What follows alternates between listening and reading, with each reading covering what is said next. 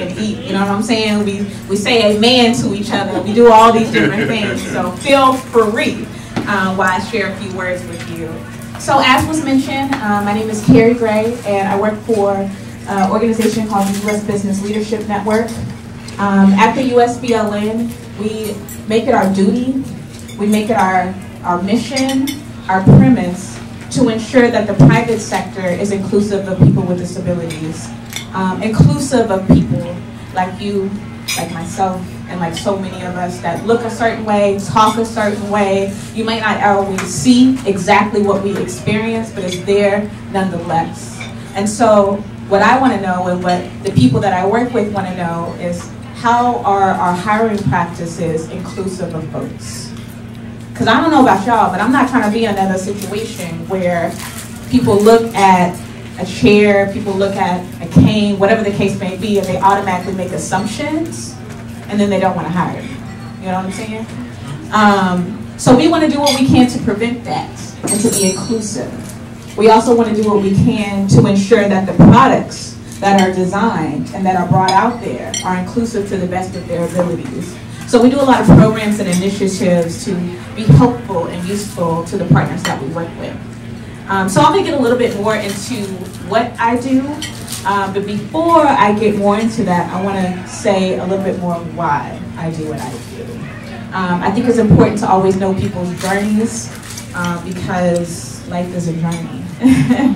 And I would be lying to you to say that being a Black disabled woman in the United States is an easy thing.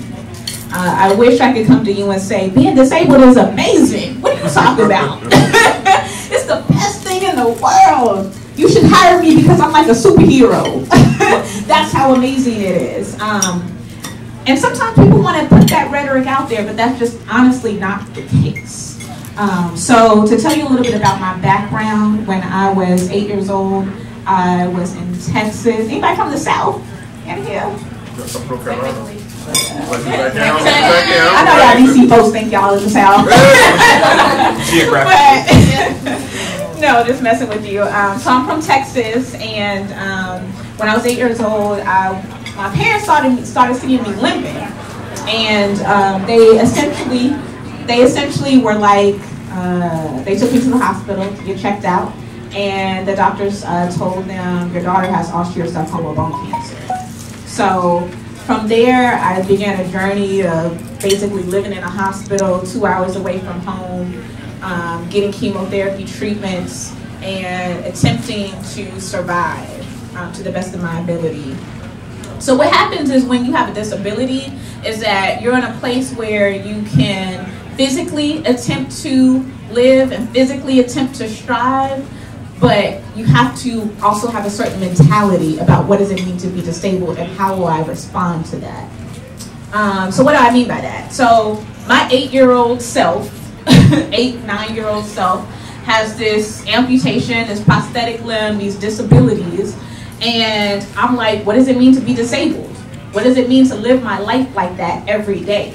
And the only thing that I could associate with was images. So television, commercials, people on the street. And what I saw were things like the Shape Juice commercials. So the bald-headed crying kids on TV, I hate to put it that way, but you know, it is what it is. And they are sick and they need help and you feel sorry for them, so you give them money. What I saw was a bunch of people with disabilities out on the streets. Some of them talking to themselves, some of them clearly have some type of disability, and you know, it was like, okay. So if those were my predominant images of disability, my 8-9-year-old self was like, I don't know if I really want to be associated with that, you know? Because eventually I grew up, right? And I grew up from that time and place where everyone might need a little bit more help and need a little bit more attention given to them. But at the end of the day, it's like I have dreams and aspirations. And I want to walk into the room and speak confidence and not have someone look at me and see a St. Jude's commercial.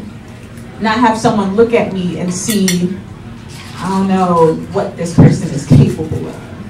So in myself, I did everything that I could to prevent that being a part of my image. And for me, that meant wearing long pants every day. I did everything that I could not to showcase the fact that I was disabled. When it came to my hearing loss, people didn't notice it, I didn't talk about it.